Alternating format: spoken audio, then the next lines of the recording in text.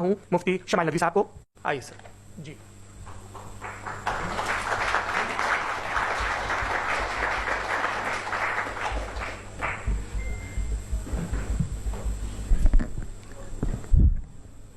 एक आखिरी गुजारिश, बोलना शुरू करें आप लोग प्लीज अपने फोन फ्लाइट मोड पे या साइलेंट मोड पे रखें। एक बार चेक कर लें, कई बार बेध्यानी हो जाती है।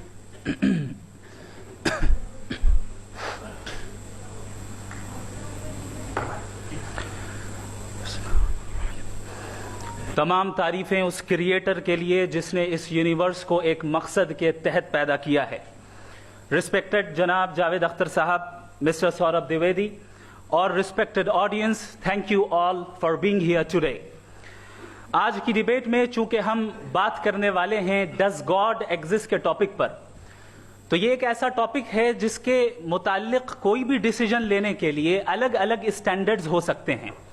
लिहाजा डिबेट के शुरू में यह जरूरी है कि हम ये जान लें कि आज के इस टॉपिक में कौन सा स्टैंडर्ड सही होगा और कौन सा गलत होगा।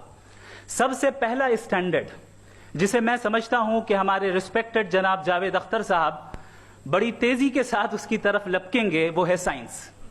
जबकि साइंस दर हकीकत खुदा के एग्जिस्टेंस को डायरेक्टली साबित करने या उसके एग्जिस्टेंस को डिनाई करने के लिए स्टैंडर्ड नहीं बन सकती। और उसकी वजह क्या है, ये मैं नहीं कह रहा, ये वो लोग कह रहे हैं जो साइंस के एक्सपर्ट्स हैं। नेशनल एकेडमी ऑफ साइंस कहती है science doesn't have the processes to prove और disprove the existence of God. Why? क्योंकि साइंस का ताल्लुक एम्पेरिकल एविडेंस से है और एम्पेरिकल एविडेंसेस का ताल्लुक हमारे नेचुरल और फिजिकल वर्ल्ड से है, जबकि गॉड नॉन फिजिकल और सुपर नेचुरल रियलिटी है। लिहाजा नॉन फिजिकल रियलिटी को आप उस टूल के साथ नहीं चेक कर सकते जिसका काम फिजिकल रियलिटी को तलाश करना है। लिहाजा आज इस डिबेट में गॉड की एग्जिस्टेंस को साबित करने या उसे डिनाई करने में साइंटिफिक एविडेंस को एक्सेप्ट नहीं किया जाएगा।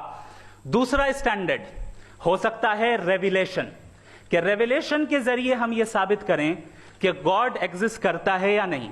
लेकिन यह स्टैंडर्ड भी आज इररेलेवेंट है। क्यों? क्योंकि रेविलेशन मेरे नजदीक सोर्स ऑफ नॉलेज है, वैलिड सोर्स ऑफ नॉलेज है, लेकिन हमारे जावेद अख्तर साहब के नजदीक यह वैलिड सोर्स ऑफ नॉलेज नहीं है। लिहाजा आज की डिबेट में मैं एक भी एविडेंस किसी भी मजहबी स्क्रिप्चर से नहीं दूंगा ताकि जावेद अख्तर साहब के लिए वो अनएक्सेप्टेबल ना हो।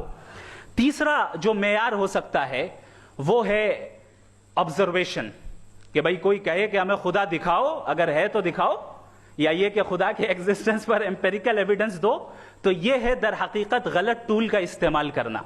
ये ऐसा ही है कि जावेद साहब मुझसे ये मुतालबा करें कि मुफ्ती साहब आप मेटल डिटेक्टर के जरिए प्लास्टिक डिटेक्ट करके दिखाएं।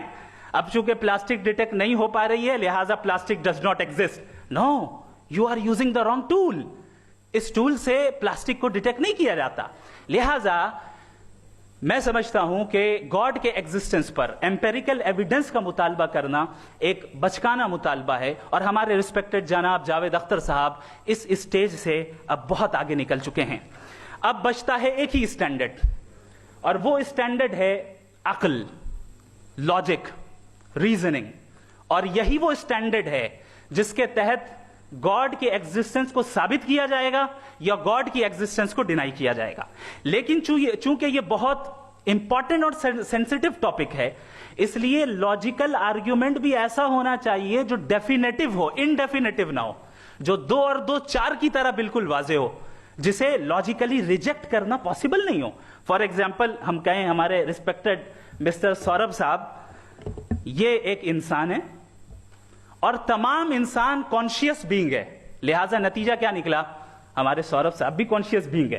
क्या ये इनडेफिनेट आर्ग्यूमेंट है या डेफिनेट आर्ग्यूमेंट है? ये डेफिनेट आर्ग्यूमेंट है।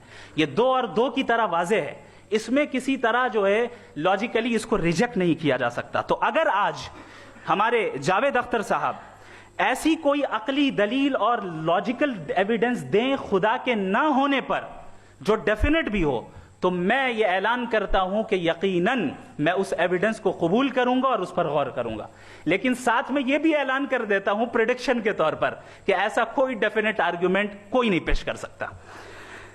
دلیل ہم دیں گے اور ڈیفینیٹو دلیل دیں گے، لاجیکل دلیل دیں گے، ایسی دلیل دیں گے جو انٹائر ایتھیسٹک ورلڈ اسے ریفیوٹ نہیں کر سکتی۔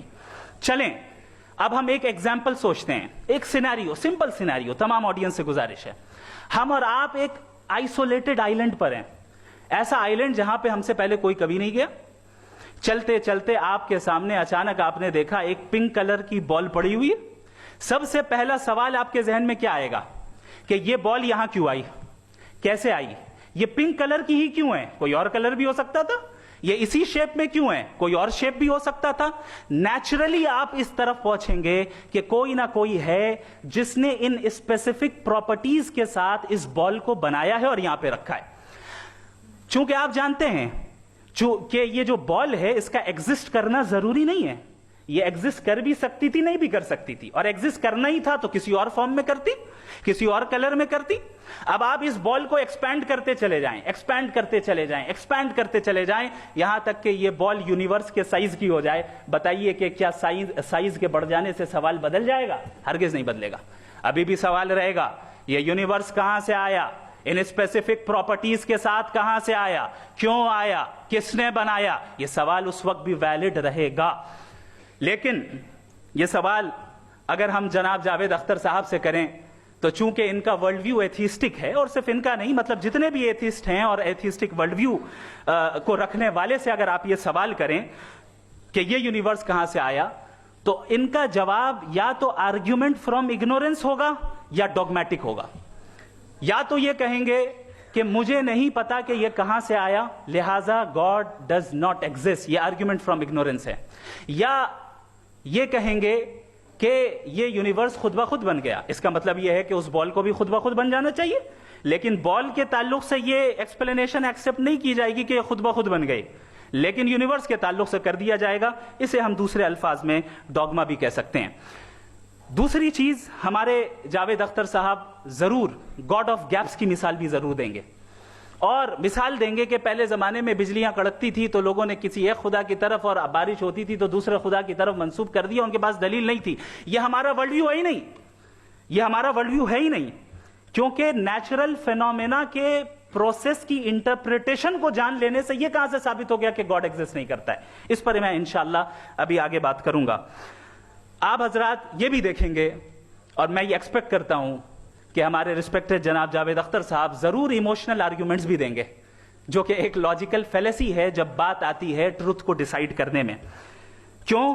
مثال کے طور پر وہ کہیں گے کہ اگر گاڈ ہے تو ایول کیوں ایگزسٹ کرتا ہے، جبکہ میں کہتا ہوں ایول کا ایگزسٹ کرنا گاڈ کے ایگزسٹ کرنے کی دلیل ہے، اس کے خلاف نہیں ہے۔